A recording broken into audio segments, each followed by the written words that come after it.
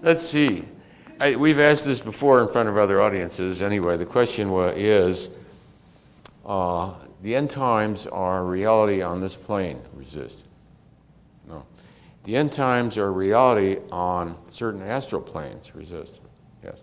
The end times as seen in Revelations, as seen by many psychics, channelers, tarot card readers, and what all. It has to do with the fact that the end times, the cataclysmic end, what is it called? It's got a name. Huh? Whatever you call.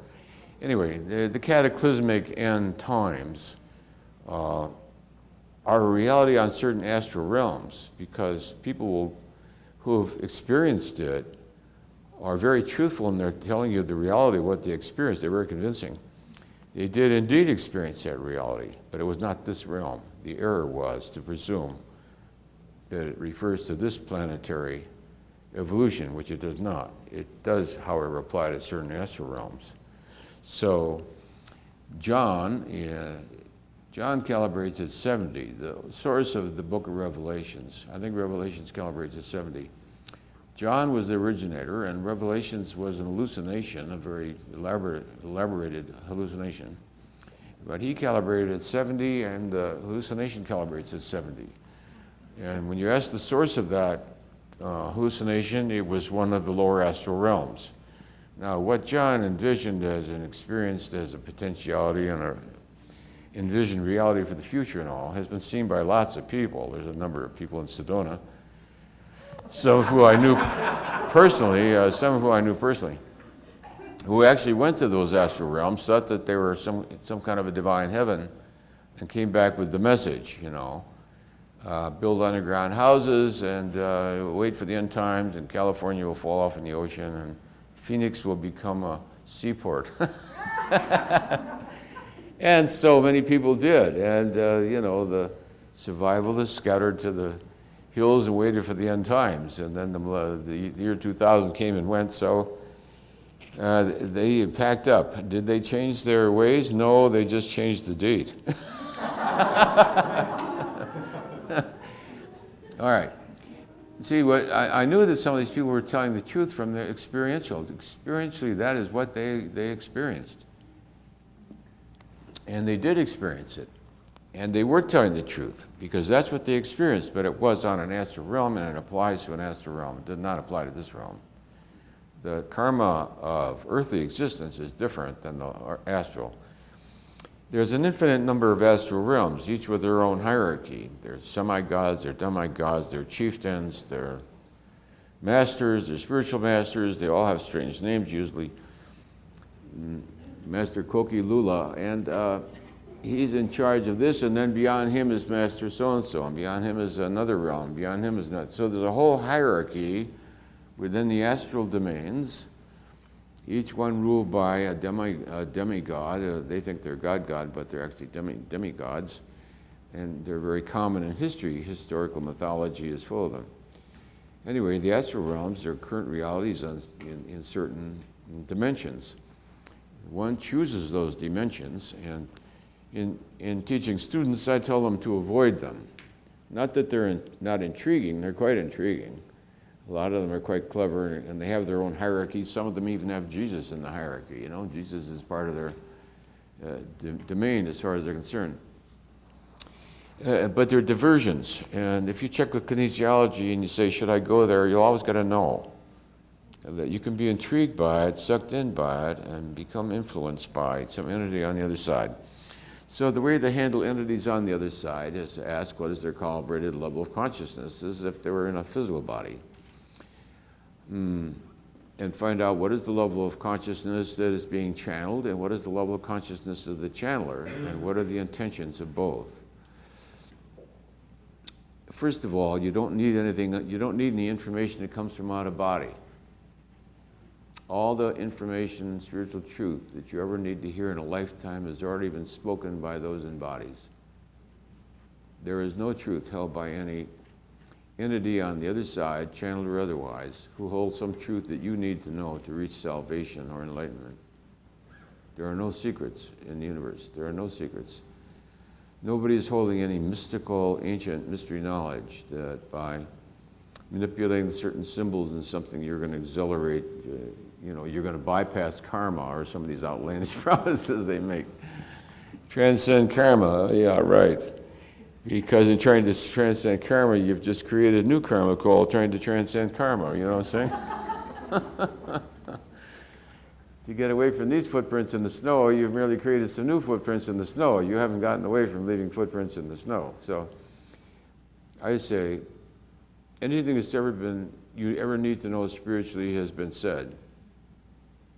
And it's being said in a live body. There are certain things that were taken by interdictation, and when you calibrate the energy field, it's 600. Well, any teaching that's 600 is worth following, whatever its source. Generally, though, you'll find they're in the high 200s. Most of the channelers and channeled entities are in the high 200s, no matter what titles they may tell you. It's always Master somebody or Baba somebody. But they're all in the high 200s. There's nothing wrong with the high 200s because what's important is integrity. Integrity is over 200. So it can be integrous ignorance. What is said is so, but it is not a very high truth. And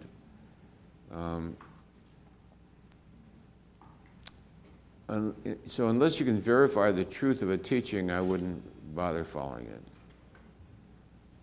And what can be learned that you need to know? I've never calibrated the Seth books, but is Seth going to tell you anything that you need to know to reach enlightenment that is not available otherwise? Hey? Like what? Like what? So you'll find it's entertainment. All right. So if you realize it's entertainment, and it probably has a certain reality within a certain narrow sense of what's real, then it's harmless. But I see too many people swept aside by that which is not so harmless. And its purpose and intention is to deter you from the pathway.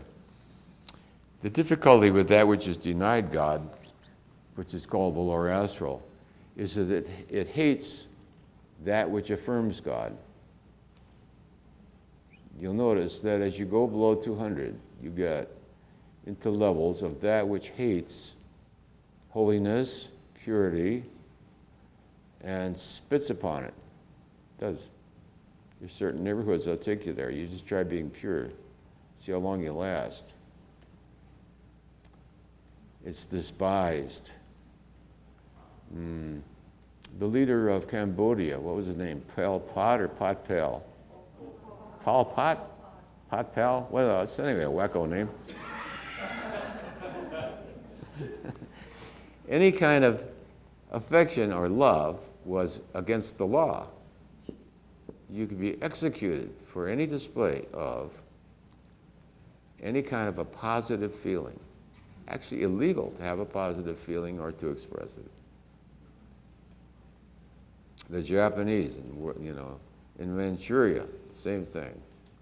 To bayonet an innocent baby in the arms of his mother showed that you had achieved the ultimate, the hard, uncaring, cold, killer consciousness of that which denies God. So the lower astral is full of entities who have made that kind of a decision. So wanting to adopt them as your spiritual mentor is not really the best advice. Oh dear, I don't know. It says, now, when will a certain illness remit? In spiritual evolution, we said that karma plays a very heavy component. Having strangled a lot of people to death might delay your recovery from COPD in this lifetime. Who knows? You know what I'm saying?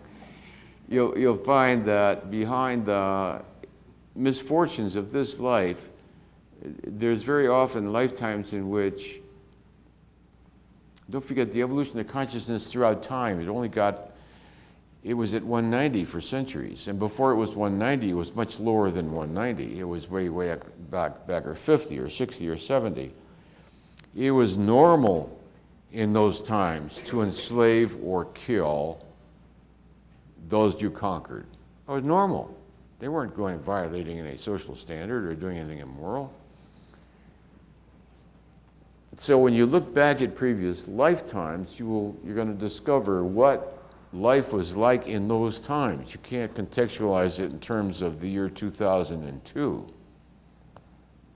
To execute one's captives was normal, expected. In fact, you get executed for not executing them, you understand? So you have to have a certain context and understanding when you begin to do any kind of karmic research and realize what you're talking about is an entity that lived in times when living by your wits was the top of society.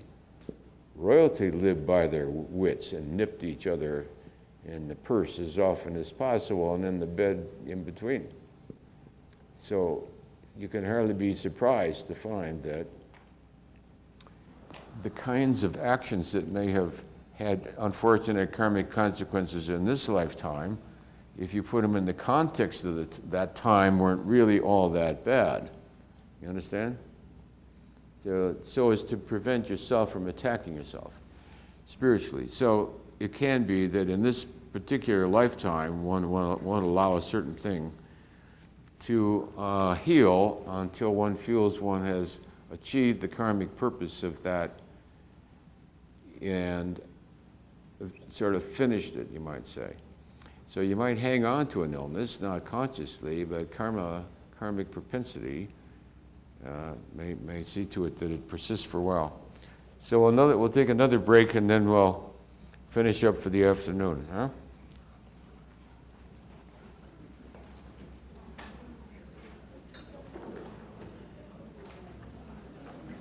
Wires.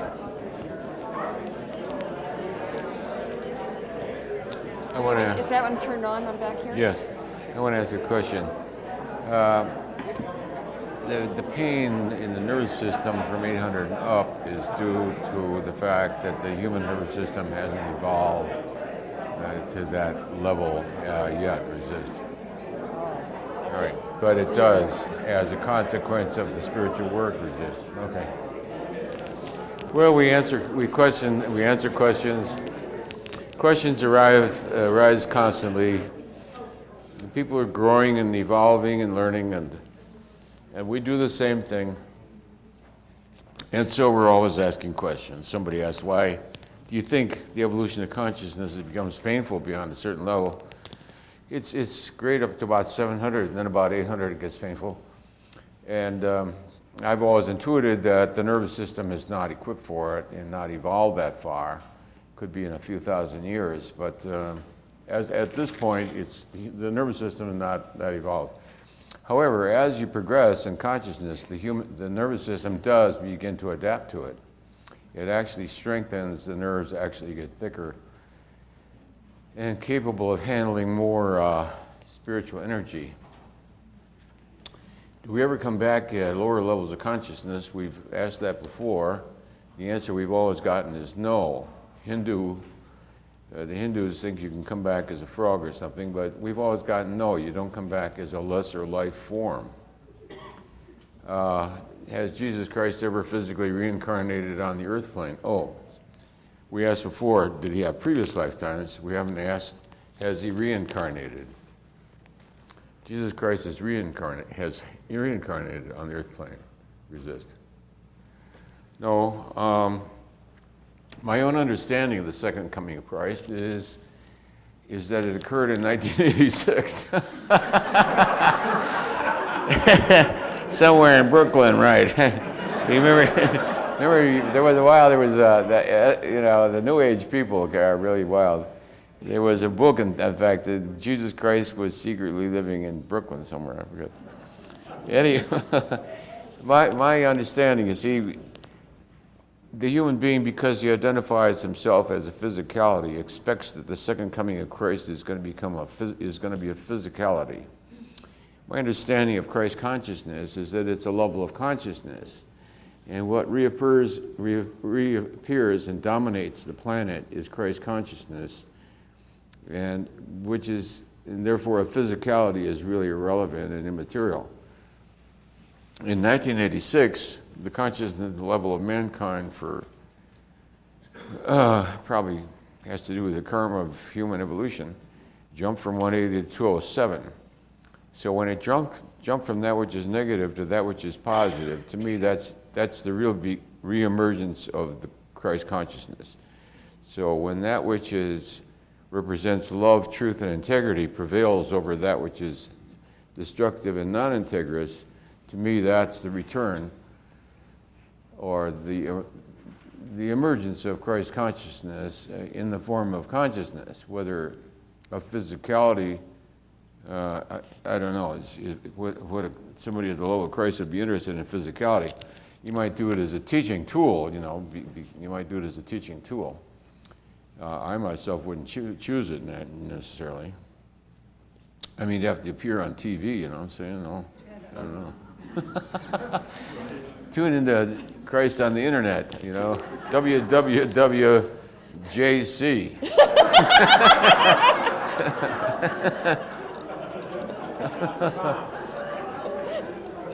I'm not going to ask the question, but because whether I mean, it's up to Jesus. I wouldn't tell him one way or the other what to do. Is delving into past lives helpful? Yes, we tried to demonstrate it up here. You see, sometimes mysteriously strange things happen recurrently in your life. There's no rational explanation. There was one series of rather very strange kinds of events, and they kept recurring all over in different countries and different circumstances, and the same kind of a thing would recur. I mean, I just knew there was something. I didn't believe in karma in those days, but I knew there was something on some other level, and I would tell my analyst about it. And he'd say, it's just your paranoia, you're connecting this all together, as a logical sequence, because that's the quality of the human mind. And I said, that's true.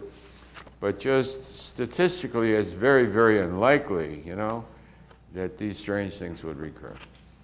And of course, later on, when I did check it out karmically, then it just verified what I sort of intuited as a fact. Then the question is, now what do you do about it? Well, you pray very intensely, and whatever the defect was in a past life that accounts for this, you refute it, declare one's choice of the opposite, dedicate one's life to the opposite. So if you've been miserable towards little dogs, let's say this lifetime you're always getting bitten by dogs, you know what I'm saying? You begin to wonder, is there something about me that dogs hate me, or what the hell is it, You can be in the middle of nowhere and a dog comes out of somebody's apartment and bites you in the leg. You begin to wonder if you were once cruel to dogs and tortured them to death or something. And if you ask, you'll find out, yeah, you did. You were sort of a sadist in that lifetime and chopped them up, and you know what I'm saying? So anyway, it does make it more comprehensible.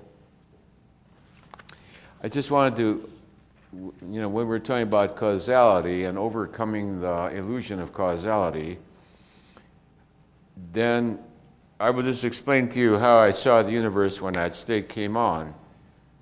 That the most shocking thing initially was not only the translucence and the oneness of all things, and the intensity of the divinity that shone forth through all of creation, but the awareness that everything was happening spontaneously as a result of its expression of its essence. Each thing is the perfect expression of its own essence as it manifests at this moment of creation. Everything is happening spontaneously of its own. And if you see that, you get transported to a different realm. In this realm, the illusion is that everything is creating something else from elsewhere. Everything is therefore dependent on something outside of itself. Everything is dependent on some external explanation for its existence, which misses the essence of reality, that each thing is being what it is spontaneously, because that's the way it expresses its essence at this moment in the context of these conditions. Understand? Is that comprehensible? Each thing is merely being what it is. I looked at the cat, and there sits this cat, and I was just struck with the profound perfection of his exquisite catness. It's sitting there, 101% radiating catness and not anything else. And it's not, that catness is not coming from elsewhere. It is not dependent on anything outside of itself, but it's the unfoldment of its potentiality to be a perfect kitty.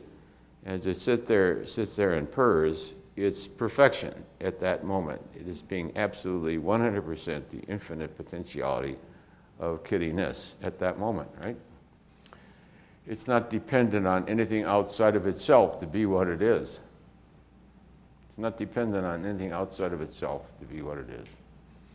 So each one of us is, in the same way, free then to express the potentiality of that which we are as we are created in the context of our current karma and the conditions of the world, you know, right?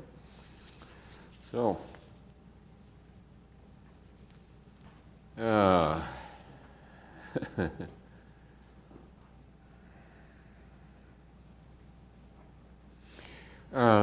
this has to do with the way the world is going. And as I said, I saw that the world went from 190. We saw, for one thing, the world went from 190 to prevailing to 207. That's extremely important because, you see, in a balance, if it's one feather to this way or one feather to this way, when you project out a laser beam an infinite number of millions of miles, you're quite a way from here to here. You understand what I'm saying? The slightest variation, when projected throughout the consciousness of all of mankind over eons of time, so the destiny of mankind is profoundly different than what it was. At 190, nuclear wipeout was almost inevitable. Potentiality. Because it's below 200, it has innate within itself the seeds of its own destruction. And in due time, it would have brought about its own destruction.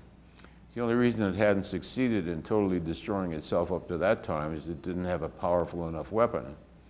And once mankind invented a powerful enough weapon, 190 would have wiped us out. Would have wiped us out. And so at the height of the Cold War, left to its own devices, 190 would have brought about the destruction of mankind itself. Yeah, 190 left to its own devices, like a locomotive with no control, would have run itself to death and run itself off the tracks. So to go from 190 to 207 was already profoundly significant. Then we found, only very recently, that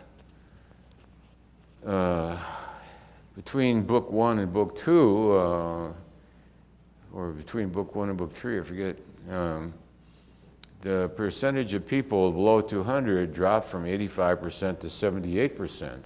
Whoa, that's a huge drop, 7%.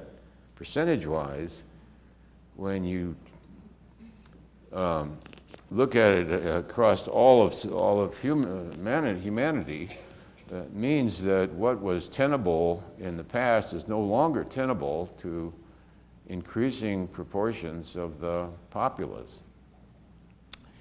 I mean, for instance, we see all of Europe now forbids capital punishment, all of Europe. The only thing about capital punishment, aside from its spiritual obviousness, you know, from a practical viewpoint, is if you make a mistake, you can't undo it. And now with, what do you call it, karma testing, blood DNA? Yeah.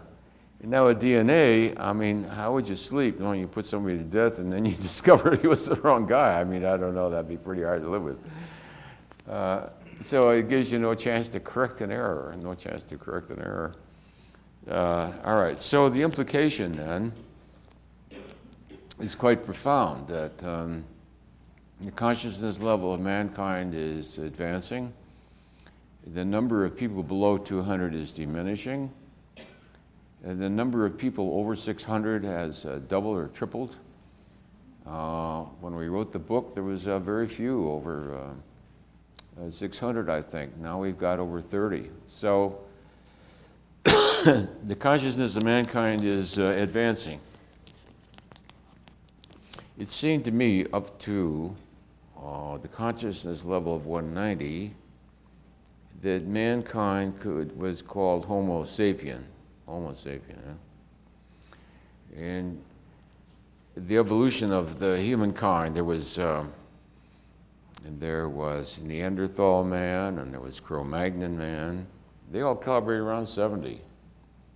Then there was Homo erectus, and the hominid improved till we had now Homo sapien. Well, Homo sapien calibrated at 190 up to the year 1986. And then the consciousness level jumped to 207, a very, very critical, because it changes quality, just like water at 32. Here it's ice, and solid, here it's liquid. So consciousness at 190 changes quality when it goes over 200. Now it seems to me this signals the birth of Homo spiritus. Homo sapien has gone as far as he can go. World War II was pretty much the end of that guy. We saw what Homo sapien could do. He could create great inventions and great bombs and great bullets and great military machines. And what did he do with it? He used it to destroy innocent people. No, it seems to me that the birth of a spiritual awareness, the level of over 200, means that that humankind is now rebirthed as Homo spiritus. The spiritual significance and meaning of life is now what is constantly being questioned. It's even being questioned, do we have the right to put people to death who are murderers? Is it even people like the Al-Qaedas or the whatever those people are? The Afghani bomber types. We look out for their human rights. You know what I'm saying? That's Homo spiritus. To even question what is the right of the accused mass killer who would never have come up at the lower levels. You just execute the guy the next morning, and that would be the end of the story, wouldn't it? No questions asked. Although such a question can be taken to the political extreme of absurdity, the mere fact that it is given countenance in today's society means the birth of a new, greater and more intense spiritual awareness in which we are almost asking to be reborn from a moral viewpoint. Certainly, 9/11 has certainly seen the rebirth of moral consciousness in America. It's the endless, in fact, that's the content of the endless debate, is what is the moral way to respond to this? What is the moral responsible action to take? What is the moral action to take with a prisoner of war, and are they prisoners of war? It seems like the country is almost being confronted by a re-estimation of its moral values and the degree to which it's committed to moral values. So it's almost like a rebirth of society. So to me, it's the birth of Homo spiritus. You heard it here. I remember I was at that lecture in the year 2002, and you can tell your grandchildren. And the doctor there said, Homo spiritus. And by golly, he was right. Oh, well. Oh, golly. All right, so there are disruptions in one's personal life. Becoming spiritually committed can lead to very major disruptions. You can walk away from a very intense worldly commitment and just turn your back on it and drive off with an old truck full of a bunch of old tools. Leaving it all behind, all the oriental rugs and the antiques and all that. Just walk away from everything, which leads some of your family members to decide that you're mentally ill. Or you're in a middle-age crisis, or you've just had a nervous breakdown, or you're always a little bit off and now he's really off. All right, why do they say that? Because we said these are two different paradigms of reality. The linear Newtonian paradigm, the one of supposed rational world of science and logic and the intellect, the university, is one paradigm of reality. The nonlinear is not real. It's not real to the Newtonian dimension. It's not real. So a person whose awareness is confined to being a one-eyed man thinks that the vision of a two-eyed man is bizarre. Right? All right. So in the world of the blind, the one-eyed man is king. But in the world of the one-eyed, the two-eyed man, again, is strange. So to the person limited to the Newtonian paradigm of reality, they are like the one-eyed man. And as you become spiritually aware, it's like you have two eyes, and now you see things in three dimensions, whereas they only see them in two. So, yes, the family members, they can consider you've gone off the deep end and quite insane, but that's all right, because how do you explain it to loved ones? You really can't. They say, he's found God. Uh-oh. Everybody shakes their head. Yeah, I know what you mean. I had an uncle that did that once, and he went off and joined a monastery in Wacko land. So,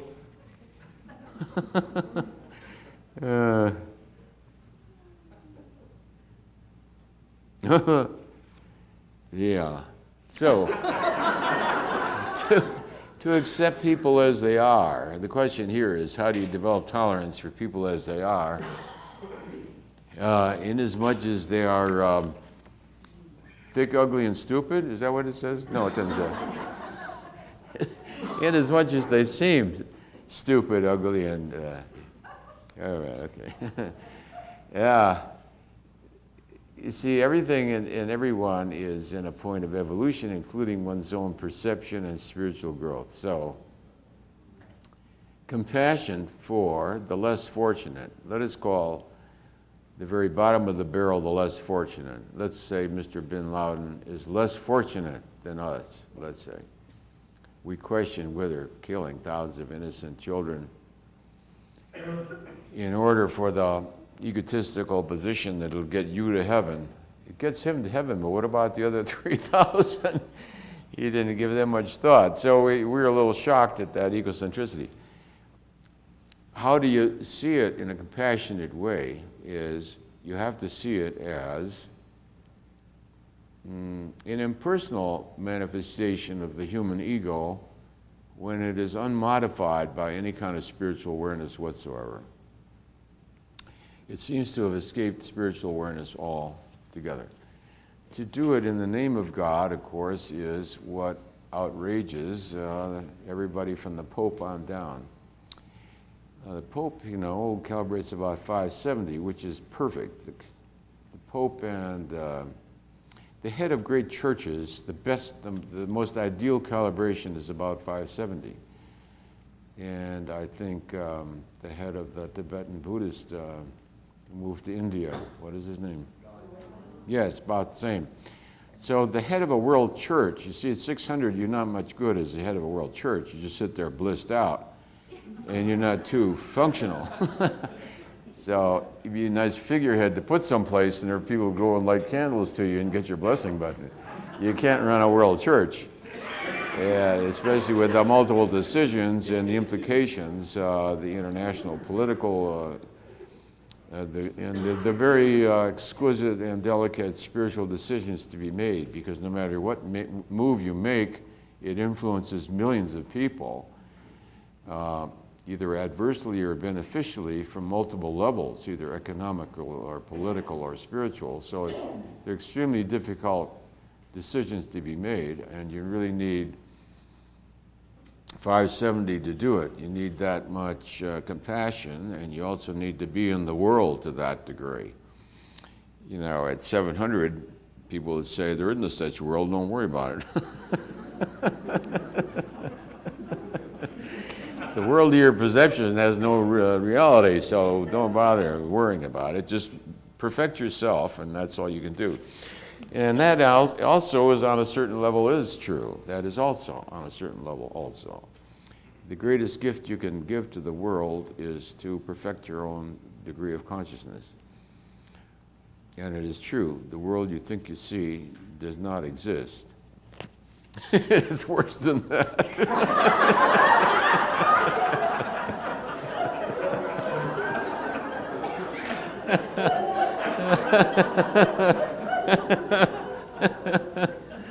Oh, golly. Oh, dear. The use of kinesiology by yourself is, I think this particular method here is very useful for many people. If it's an important decision, I always tell people, well, if you can find somebody to check it out with traditional kinesiology, do so. You know, if you're trying to decide whether, well, I won't even mention what that might be. Some major life decision where a lot hangs on it. Okay. When we say everything is perfect as it is, that has to be contextualized. Because you could say, well, isn't the ego perfect as it is? Well, it's a perfect expression of where it is at this point in time, based on this karmic propensity under the current conditions. Yes, it's a perfect expression, just as bin Laden is the perfect expression of calibration level 70. Bin Laden is the perfect 70. 70 is also the level of serial killers. All the fabled killers of the past, Jack the Ripper calibrated at 70. People who chop up little children and kill them by the thousands and eat them and the various weird and bizarre things, all calibrated around 70. He is a perfect expression of what 70 is. The calibration level is 70, which is the same roughly as dinosaurs. Is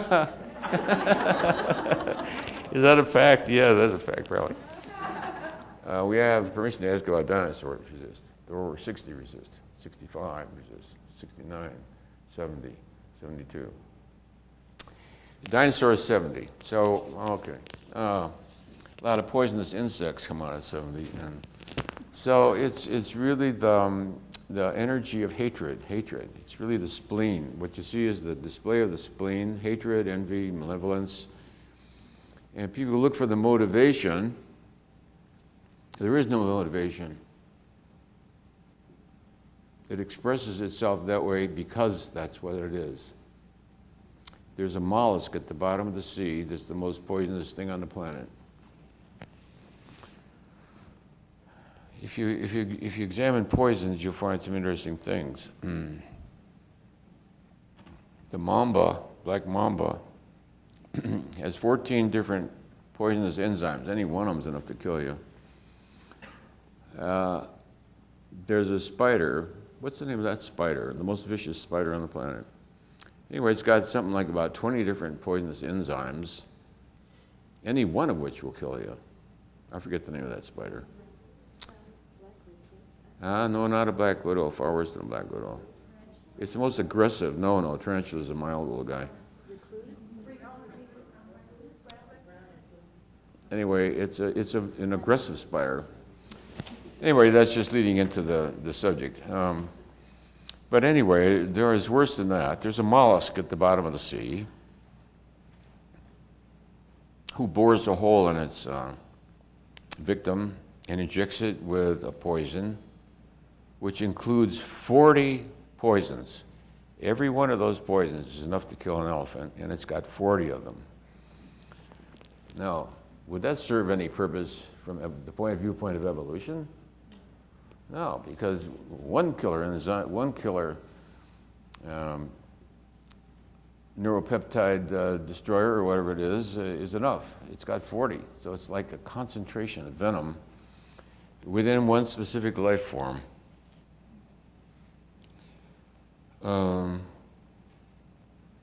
We see that venom, and that which is poisonous then, is present on the planet. It always causes pain. It doesn't just kill you. Even the scorpion bite, you just don't go painlessly paralyzed. The pain is agonizing. So there is that which calibrates very low, which is poisonous and stills pain, and its purpose is to kill. In contradistinction to that which is dedicated to healing, the relief of pain, and there are two contrasting ways to go.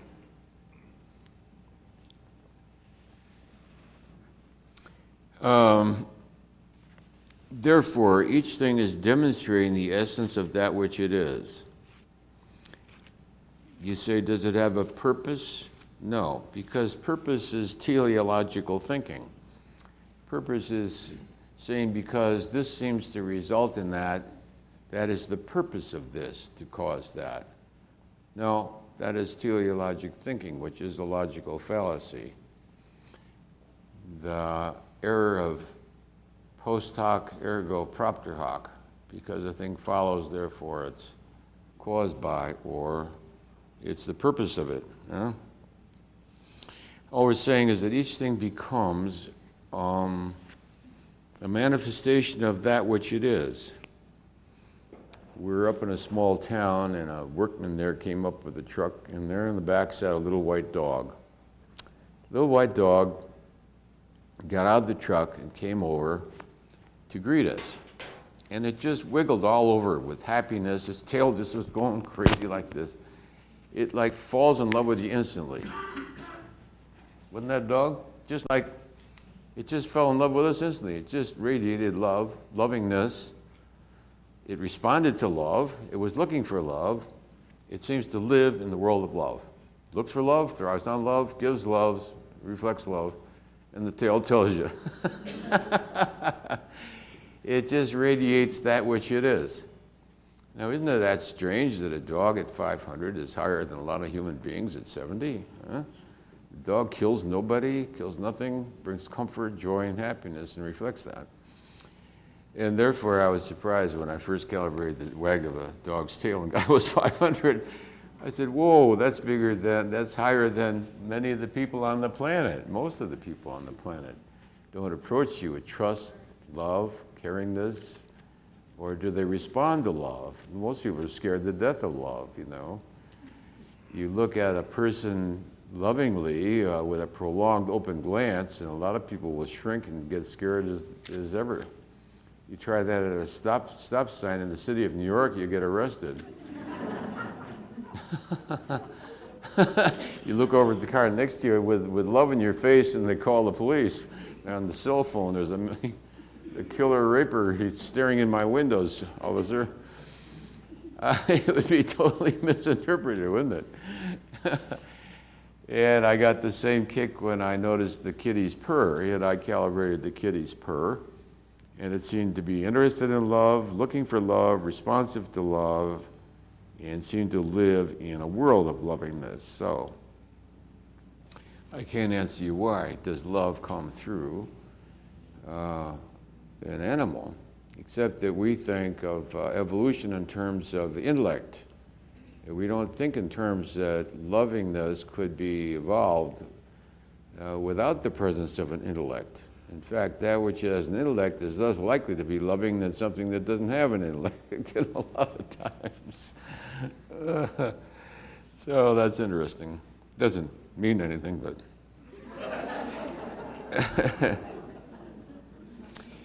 When the soul manifests from the field of consciousness, does it carry a charge, either negative or positive, that can be termed the karma of the soul? Yes, I think that's specifically what we were saying this morning. And that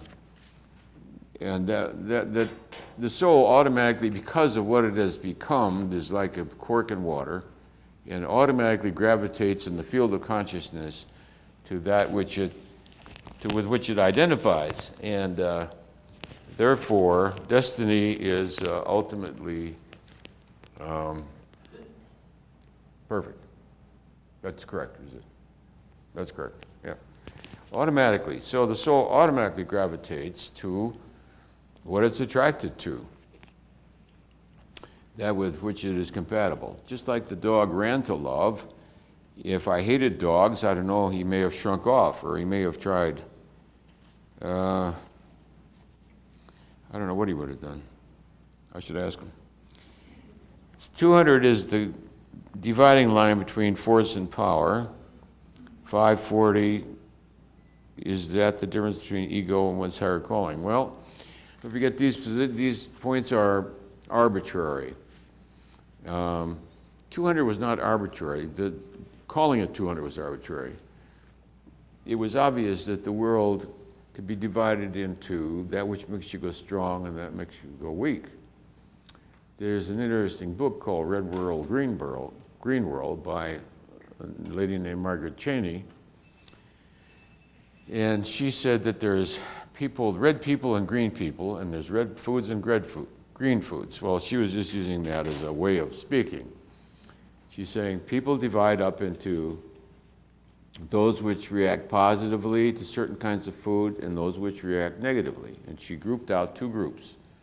There's the red people, they respond with kinesiology positively to the following foods. And there's the green people, and they respond positively to the following foods, and they react negatively to the other foods. So her thesis was that green people will get sick if they keep eating red food all the time and can't seem to get well. And when they discover what they're eating is inimical to their health, they will regain their health. So,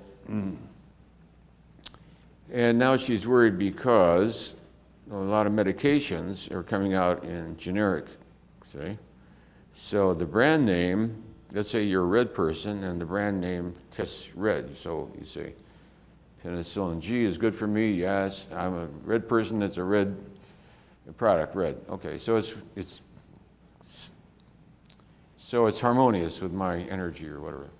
Now they put out a generic brand of the same thing, and only it tests out green. So now you're a red person, you're taking a green pill, and this penicillin is not helping you, so she's worried about you. What are we going to do now? The generics are coming out, and they're coming out in a different category.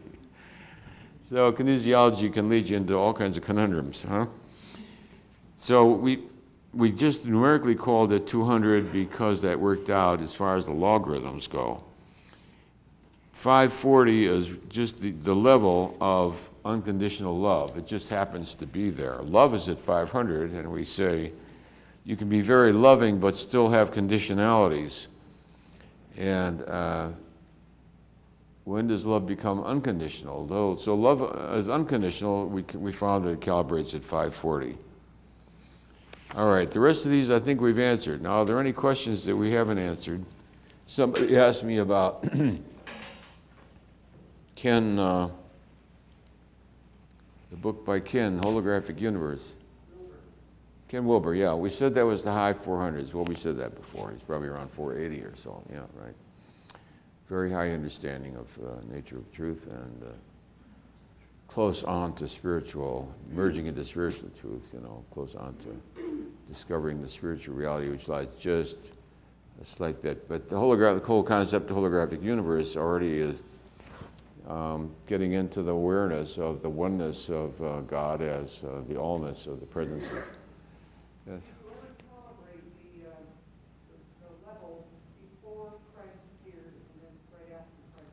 Never did. Would you like to? Yeah. All right. Let's see. I'm going to ask permission, yes. We have permission to ask this question. We have permission to ask this question before this audience resists. The appearance of Christ on the consciousness changed the overall level of the consciousness of mankind, resist. It raised it, resist. Okay. Before the appearance of, when we say Christ, we mean the appearance of his teaching, resist. We don't mean the appearance of his physicality, resist. Okay. So we're not talking about necessarily when the baby Jesus sat there in the in the swaddling clothes or something. All right. So before the birth of Christ, the consciousness level of mankind was over 90, resist. Over 95, resist. Before the birth of Christ, the consciousness level of mankind as a whole was over 95, resist. 96, resist. About 95. What was he? Let's see, where's 95? Man lived in fear. Man lived in fear. Okay. After the birth of Christ, the consciousness level of mankind increased, resist. It increased over 5 points, resist. 10 points, resist. 15 points, resist. 20 points resist, 30 points resist, 40 points resist. Just the birth, just the physicality of Jesus Christ raised the consciousness level of man, over 40 points resist. The physicality of the presence of Christ on the planet raised the consciousness level of mankind 40 points. The teachings of Christ as they spread through the Roman Empire continued to increase the level of man's consciousness, resist. Raised it, The spread of Christianity through the Roman Empire increased the consciousness level of mankind another 20 points, another 30 points, another 40 points, another 40 points. So the birth of Christ as a physicality apparently was like a window to God and radiated that energy, jumped at 40 points, which is enormous. The teachings of Christ then radiated out and were carried throughout the Roman Empire and raised the consciousness level of mankind further. The history of the evolution of the Roman Empire is quite interesting from the viewpoint of consciousness. And some of the Roman emperors were really quite advanced, almost more advanced than modern man, recognizing the equality of man, recognizing the right of the slave to a trial, a judicial trial, tolerance for all religions, except with the proviso that you also had to acknowledge the Roman gods. So the Roman gods were then showed your allegiance to Rome as an empire and to the emperor, but so long as you did that, you could worship any gods you wanted. So it was pretty evolved. And it's interesting because it is the foundation of our Western culture. And I think it helps advance one's spiritual awareness and consciousness because it increases your tolerance for that which differs from yourself. When you sort of become aware of how consciousness evolved and how the evolution of that consciousness expressed itself in cultures as they spread out across the world and the impact of the human experience. So in a way, you're sort of owning yourself as the totality of mankind. There was certainly a period in the evolution of this consciousness of owning the self as the self and totality of all of mankind. And so understanding the evolution of humanity as culture and as it expressed itself over time can have quite, I think, a broadening effect and make one a little broader, which means less critical of that which differs from yourself, which makes the ego a little easier to transcend because you sort of get off rigid positionalities as you become more sophisticated and see how consciousness evolved and expressed itself through the various religions and cultures. We become tolerant of that which is different than ourselves and see that coming from his position, bin Laden probably makes sense to himself. Of course, what we're shocked by is the egocentricity of it and the cost in society, but we can perhaps understand how it could evolve. So to be compassionate towards all of life means to be really relatively sophisticated and educated about how consciousness evolved throughout time and then expressed itself in society in its various ways. So as we said before, to understand society is to understand the ego. So you're not wasting your time in studying history or sociology because you're seeing how the ego outcrops itself, how it what do you call it, out something rather than itself. Out something itself. Out pictures itself, how's that? How it expresses itself collectively. So the collective ego then is the individual ego projected outward and expressed it in human society on a grand scale where it's easy to see. Yeah? You indicate you've done something like 294,000 calibrations. Are the results of those calibrations available somewhere to be What is he a asking? resource for us? Oh, yes, I get the question. The book I'm working on now, well, I'm finishing up the book I. The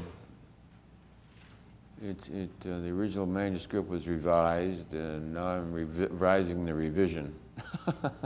Then I'll have to correct the revision of the revised revision. And but in the meantime, during the intervals, a book called, and I think I'm going to call Radical Reality.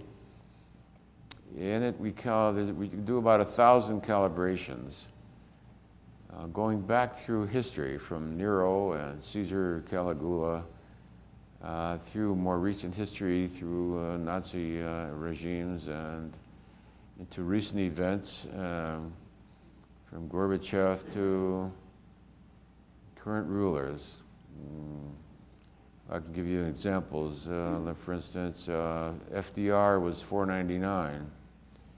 Churchill was 510. Most American presidents are in the mid-400s. The signers of the Declaration of Independence were about 510. The Constitution of the United States is 700. So we can go back through the Magna Carta. We go through the evolution of democracy from the beginning of time. We calibrate theologians from the founders of the Christian church on down. We do all the scientists from Einstein to, who was the inventor? No, not the inventor. Los Alamos. And we go through all the major events in human history and current life, from MTV to MTV, it calibrates out 190. Anyway, to computer games and musicians, the great musicians, the popular musicians, and the classical musicians. The great classical musicians were generally in the 500s, as some were higher. The great architects, we calibrated the great cathedrals of the world. The great cathedrals of the world, the ones, when I traveled in Europe, what attracted me was to go from cathedral to cathedral, and they calibrate around 700, so there's no, you can see why they're very attractive to travel through the country of France and see Chartres Cathedral rising above the level of the hayfields way off in the distance is an unforgettable experience. So we do the great cathedrals and compare it with, let's say, the Crystal Cathedral currently in Los Angeles. We did all the major spiritual writers throughout history of ancient and recent times, from in the various books of the Bible and various things like that, various spiritual traditions and churches and teachers and gurus. And we pretty much covered all of human society. The scientists, the writers, the inventors, the great industrialists, current politicians. I think the highest calibration we got for a current head of state is the current president of Mexico. Surprisingly enough, the current president of Mexico calibrates around 560 or something. Very, very high, the highest on the planet. And what does he talk about? He talks about cooperation, mutuality. You see, he's not against winning and losing. He's not against make wrong. He's not even, you Americanos are he's not even into make wrong. He's, here's where we're at, let's see how we can improve from there so that everyone benefits. Well, that's a very advanced spiritual concept, that everyone benefits, and with an idea of integrity and fairness and equality, and at the same time everything legal and cooperative. So a lot can be learned, and therefore I think it's a worthy enterprise. The negatives, of course, in current society are rather obvious to anybody who's spiritually sophisticated at all, and hardly need calibration. Then we calibrated a lot of the great famous criminals of ancient times, to find out. In other words, we're trying to get a topography of the evolution of mankind over recorded time. Where is Jack the Ripper? He's at 70. Where's Bin Laden? He's at 70. Where is a dinosaur. A dinosaur is at 70. The instinct of the dinosaur and the instinct of this person are the same. Jack the Ripper dismembers and rips to death its prey. I mean, almost identical. It's almost like a dinosaur's spirit got into a human body. You know what I'm saying? You begin to wonder, is there a crossover? So anyway, it's an interesting work in that we're trying to, develop a topography, a different dimension of understanding human consciousness and its expression as a society, from Heinrich Himmler in World War II to Vicente Fox in today's world. We did a lot of movie stars, famous singers, songs, and find out what the general range, and then there's exceptions. One of the greatest singers was, he's used in the background of commercials, blues, black, and he was way up in the 500s.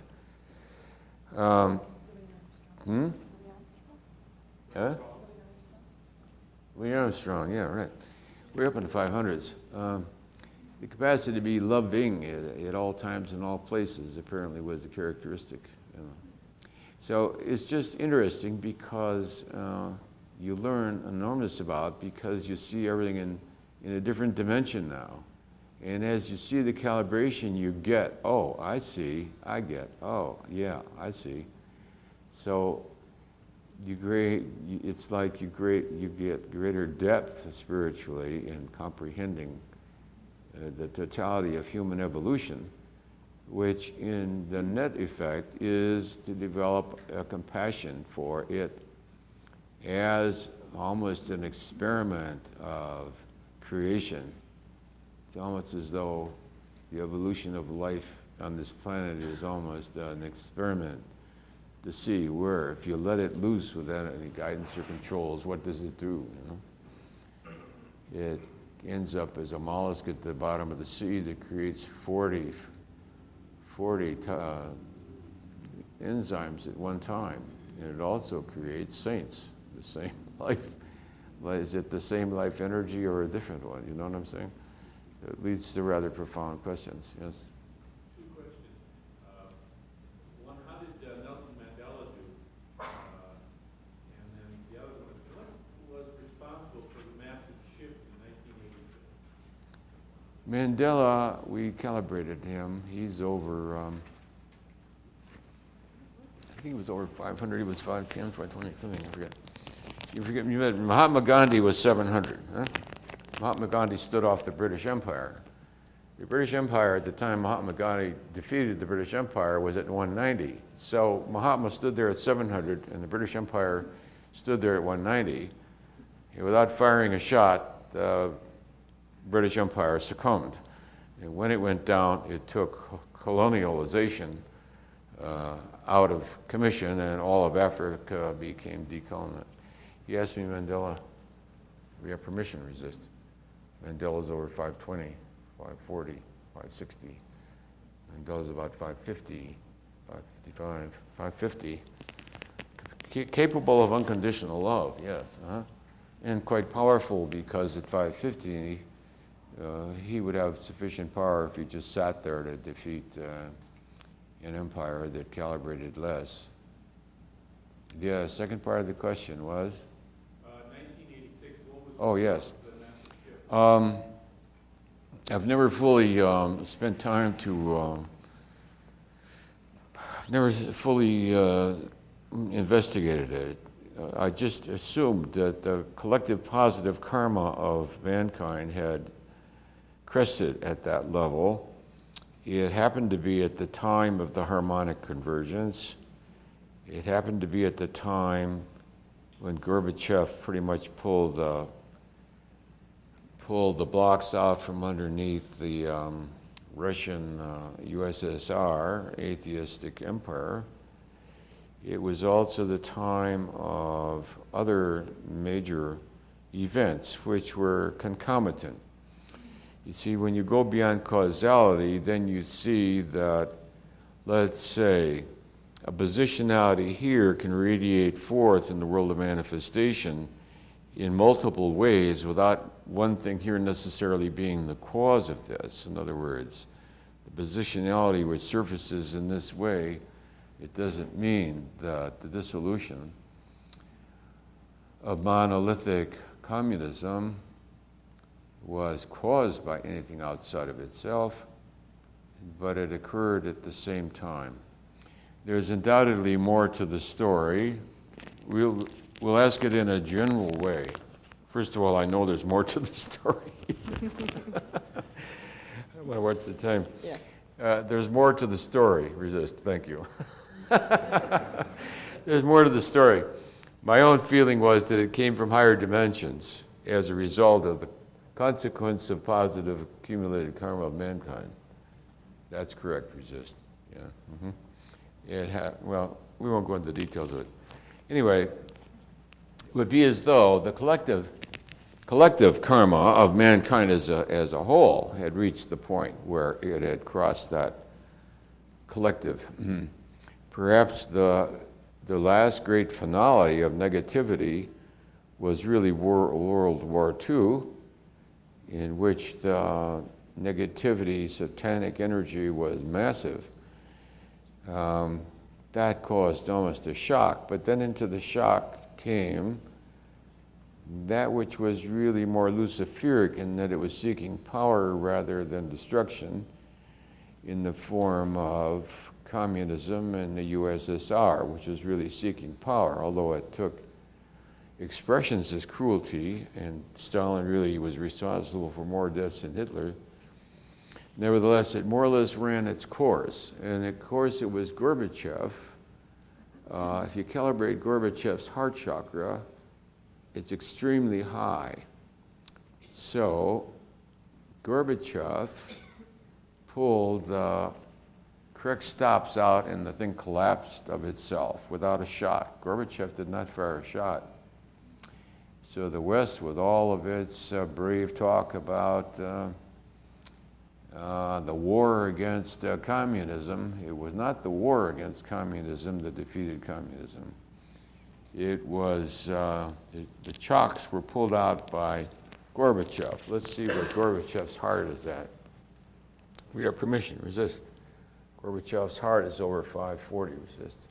560, 550. Wow. So those people like Gandhi and Mandela and Gorbachev, people who changed all of political history, their power came from a heart chakra at 550 and over. So that is encouraging, because then it means increasing one's own capacity of lovingness has the capacity to undo the negativity of the world. In fact, it has the capacity to collapse whole empires. That which collapsed the USSR, that was a very powerful empire, was the radiance of the heart chakra of one man. However, that one man also represented something else that we write about, and that is when we talk about attractor energy fields, we say that each of these energy fields has an attractor pattern behind it.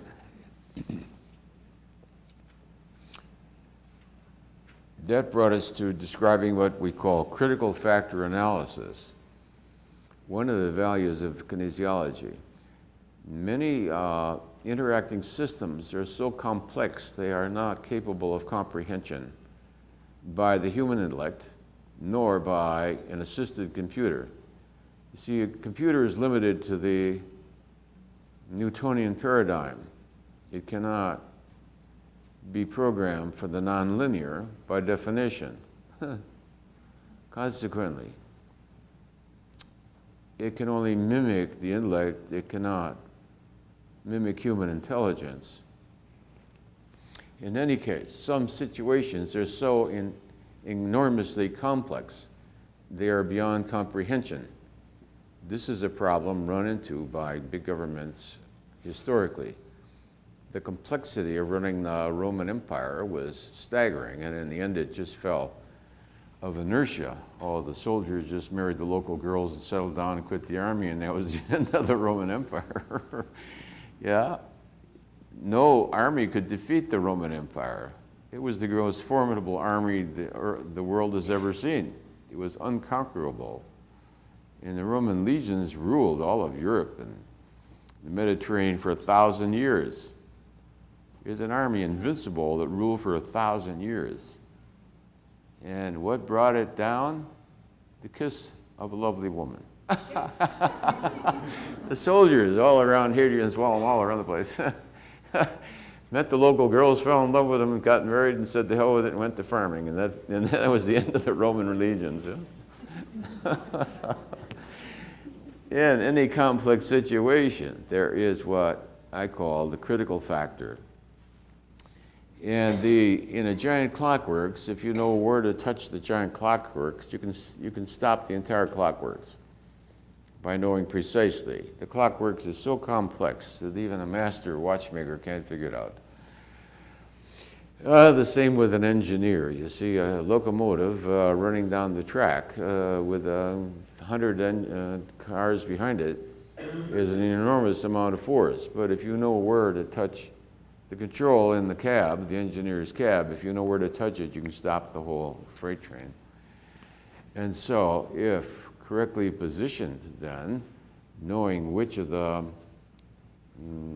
pickup sticks to pull out, the whole thing collapses, but you have to know which one. Gorbachev was there, Mandela was there. Each one was in a certain position, but they also had a certain amount of power because each one of them calibrates around 550, and all of them, the power emanates from the heart. So the power of love then is transformational.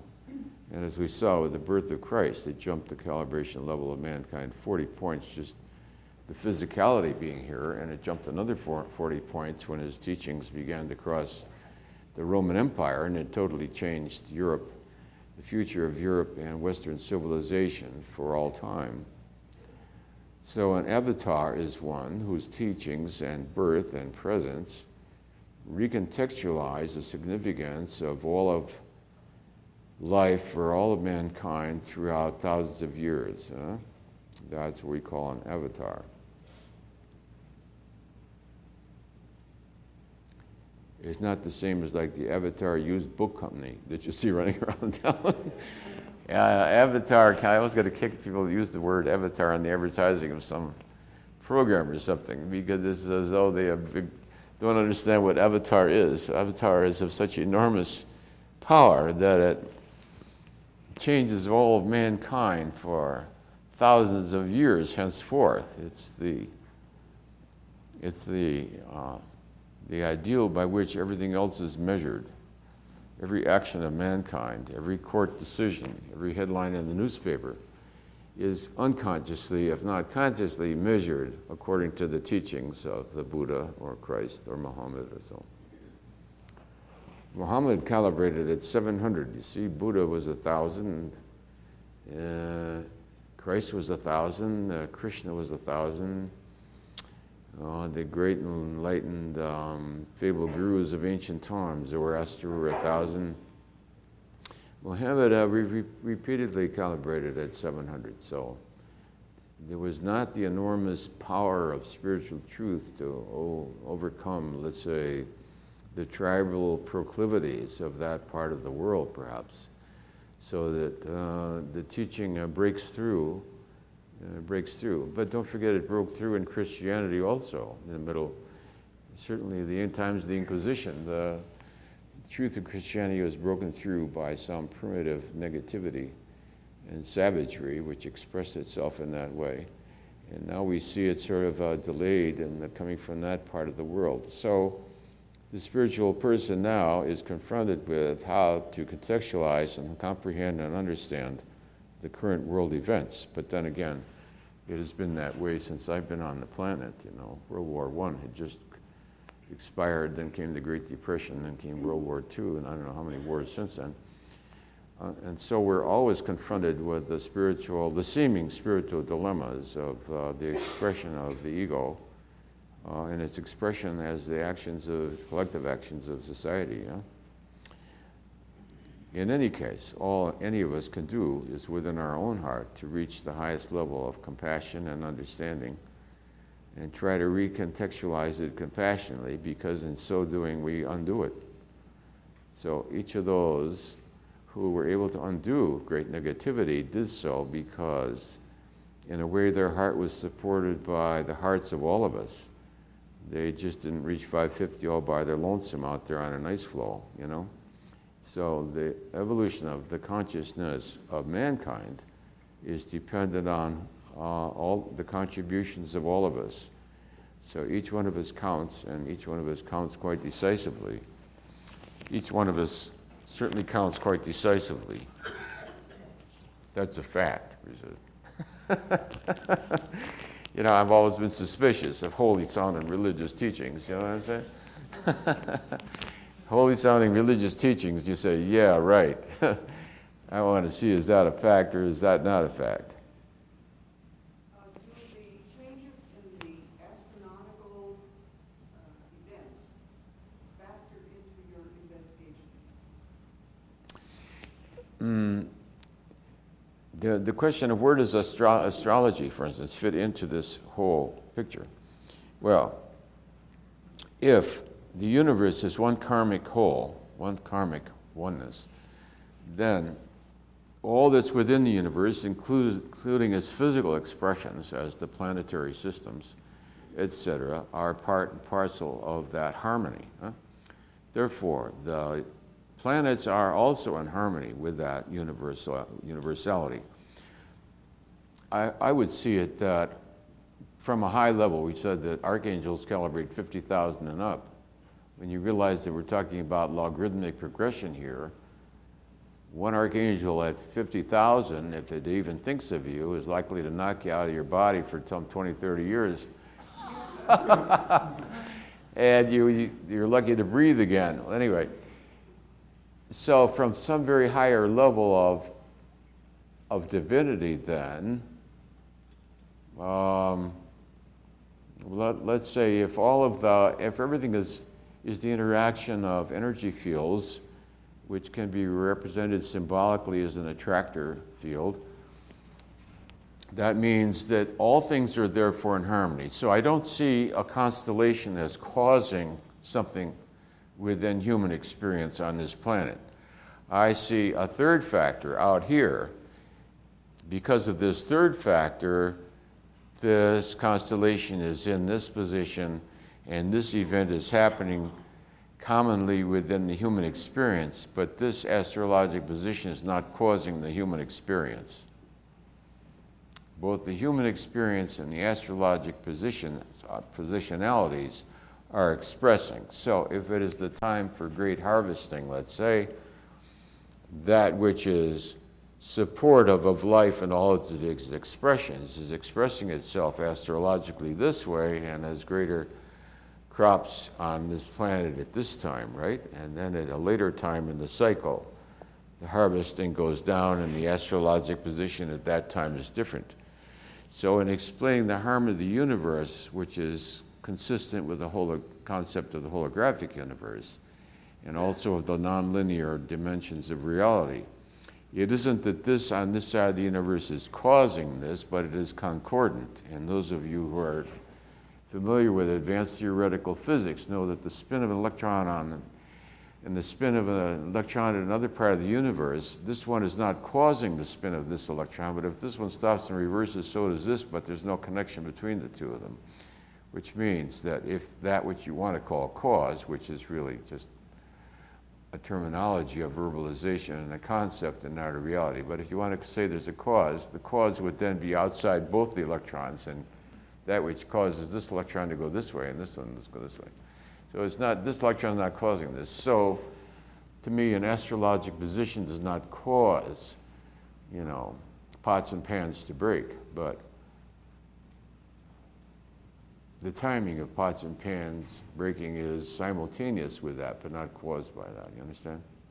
Simultaneity does not mean causality. Just as peace appearing on the earth and all people praying for peace, it doesn't mean necessarily that the praying for the peace is causing the peace. But the appropriate time, there's an appropriate time for all things. And the appropriate timing of peace appearing and the appropriate time of appearing for peace are probably simultaneous, but not causal. Yes? Last time you said that with God all things are possible is not a true statement. Yeah. And I was wondering what you meant by that. And also, could you calibrate conversations with God with one? 450 about. What was the first question? All things are with Oh, God. all things are. Yeah, there's a lot of sayings, you know, the spiritual sayings that they're not exactly accurate. I mean, if they're all accurate, everybody'd be enlightened, you know. But a lot of them are greatly inaccurate. To say all things are possible with God is usually a hypothetical statement to counter somebody else's argument in order to prove that you're right. In usage, when looked at exactly, it cannot be so, because that which God cannot be is not God.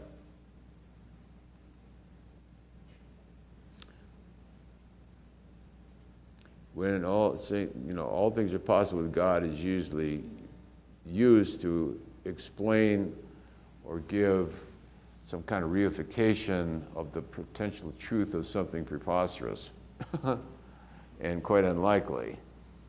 However, there is a correct usage to it within the infinite power of God in another context, in another sense. No, it's still not true. Because of the nature of creation itself, that each thing becomes the essence of its own potentiality and the fulfillment of its own karma. And it can't really be the fulfillment of something else's karma, or a bird were turned into a toad. No, a toad can only become a toad.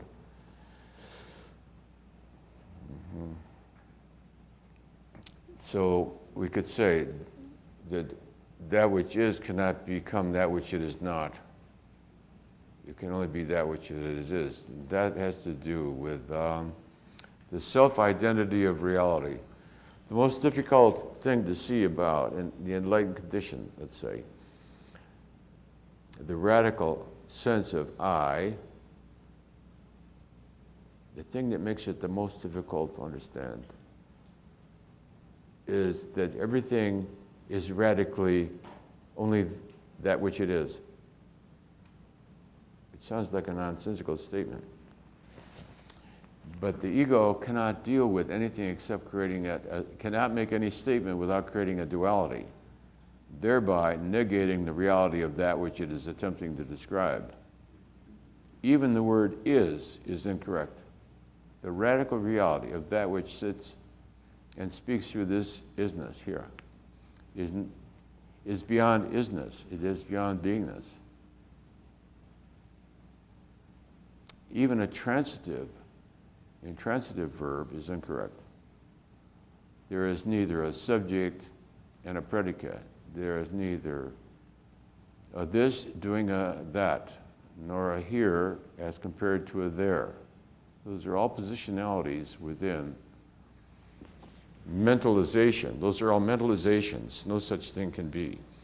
The only thing that's possible is the reality of the cat being absolutely, completely 101% cat, not caused by anything extraneous to itself. It needs the only absolute statement of truth that's possible is the word I.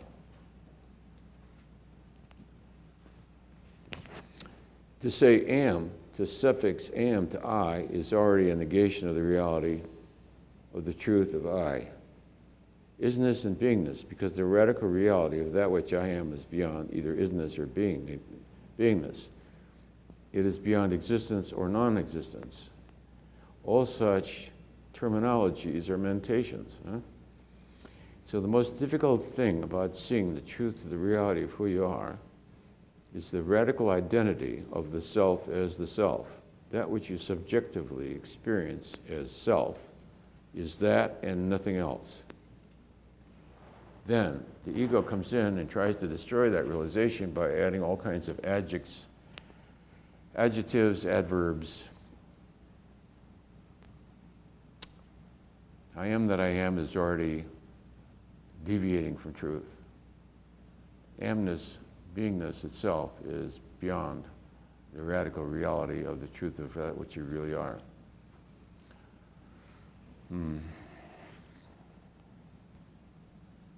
Any verb at all is varying from truth. In fact, any noun is already varying from truth. Because each one is adding something that is not essential to its essence, to that essence, and thereby blurring the recognition of the radical reality of its essence. To add the word am after I is already an error. It's already off the point.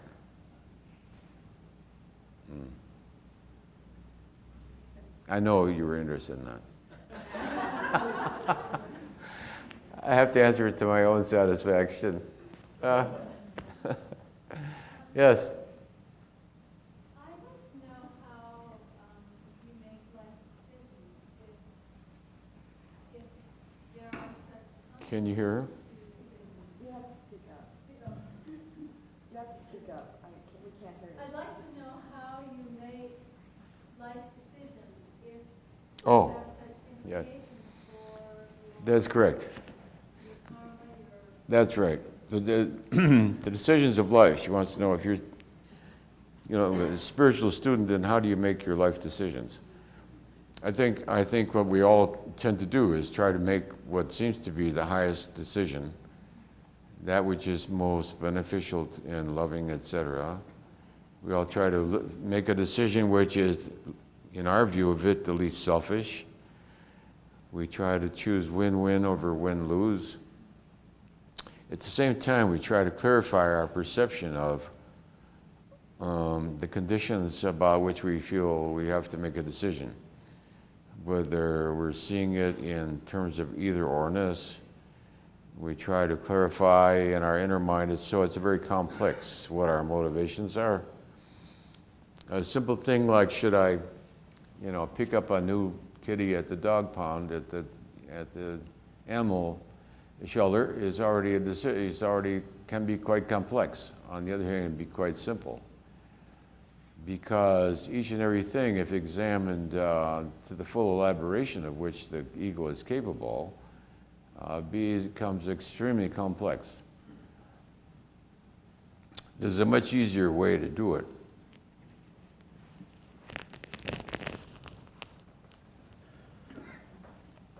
It's a good thing to get a nice kitty at the dog kitty pound, rather.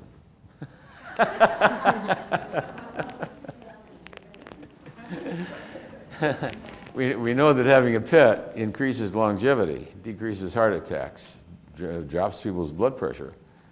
I see a lot of depressed people in the office, and I always ask them, do you have a pet at home? No. Well, we know that the presence of a pet increases longevity. We know that they're therapeutic. We know that they're very useful in nursing homes. The nursing homes I liked best were ones that had dogs running around. If the nursing home didn't have a dog running around, it had a lower vibration. It did, really. And those which had Christian denominations running them seemed to have a higher energy and vibration. And there was always friendly dogs going around. So again, it isn't that this caused that, but a higher level of spiritual awareness, whatever, resulted in greater kindness on the part of the staff, a higher healing rate, and the presence of the dog. So you can't say the dog caused the higher healing rate, but that which chose to have a dog there saw the importance of love to healing. And any health field people who see the importance of love to healing are very likely to be more capable of bringing about healing in their patients. So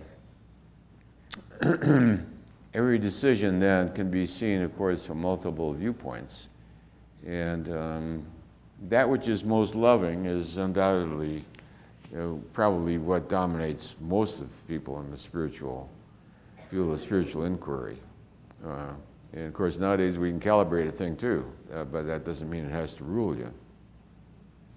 So, calibrating things is just verification. It's just verification. It's extremely useful. It's extremely useful as a research tool. The strangeness of this particular consciousness here was that it went through a whole great variety of experiences within levels of consciousness, and it happened in a person with a scientific, medical, psychiatric, and psychoanalytic background. So that the curiosity of the intellect then was, the physician looked at it and said, what in the world is that physiologically going on with the body? The psychoanalysts wanted to look at it.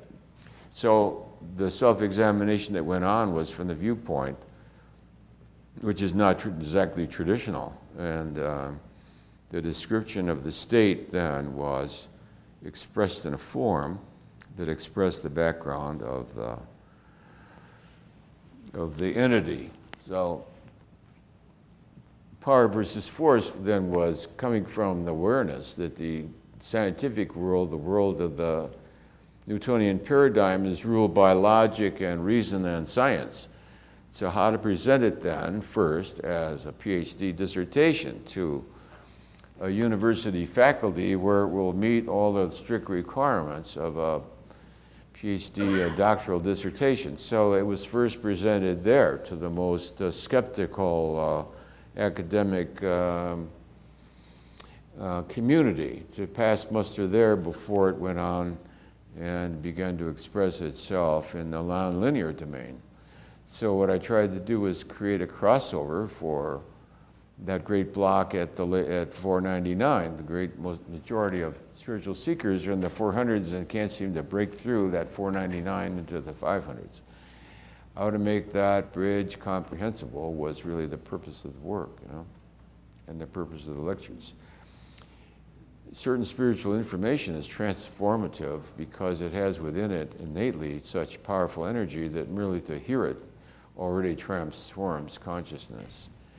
So there is the commitment on the part of this entity to state all these statements that should be made, knowing that to merely hear that statement is itself of significance.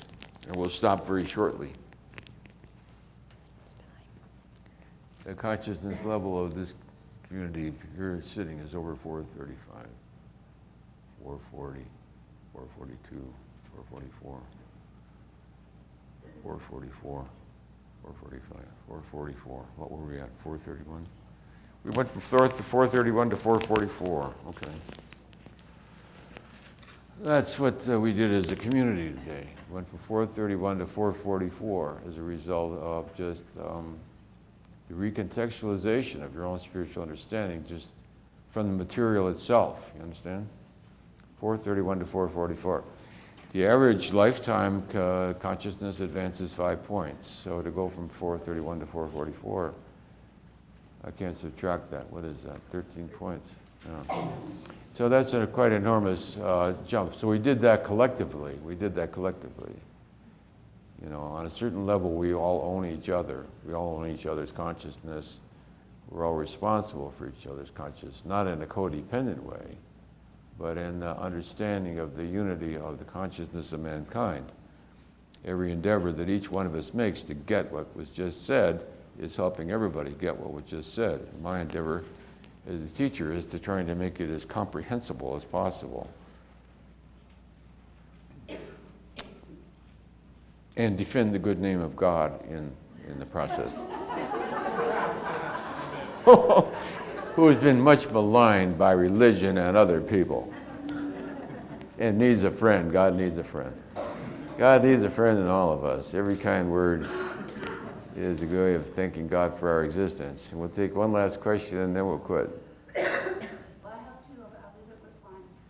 What is the calibration of the spiritual practice done on?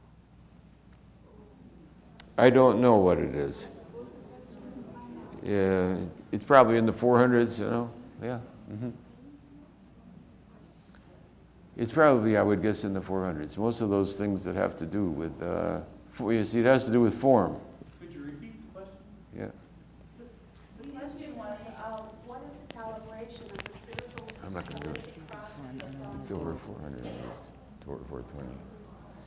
Yeah, it's in the 400s, I know. Any of those things which follow structure and form tend to be in the 400s. But don't forget, you're talking about a tool. You're not talking about the ultimate truth that may be revealed as the use of that tool. So many spiritual practices may calibrate in the 200s, but it would be like calibrating the level of a shovel. You know, with a shovel you can build a Taj Mahal. So you can't say a shovel is a weak instrument. You can build a Taj Mahal, or you can dig your grave. So the shovel is not the whole answer. So the consciousness of the person. So let's say any particular technique that you've learned, and almost everybody in this room has been around the block a little bit with different techniques, different teachings, different schools, different consciousness teachers. The intention, the commitment, the intention of the seeker is with the most profound instrument. So a person who is profoundly committed to God and digs with a small shovel will get farther than a person with a small commitment, but a major capacity for intellectual curiosity. Don't forget, the intellect itself is greedy, and many people have many books and have not moved much in their level of consciousness. So you have to begin to suspect that one is suffering from intellectual greed, the idea of having read everything and met everybody and known everybody and met every guru on the planet and all, in itself becomes an addiction, because this is, all you have to do is understand the absolute truth of one sentence, and that's sufficient. All you need is one sentence. And so I say all spiritual work can start anywhere. You can pick out any place, because you can unravel the whole sweater from any place on the sweater. Isn't that correct? And if you're willing to be forgiving, that alone, all you have to do is be willing to forgiving everything and anybody, including yourself and everybody else, no matter where in time or space, including all of history. And you're already there, so you don't need anything complicated. So I thank you all for being here today, and I thank you all for being present.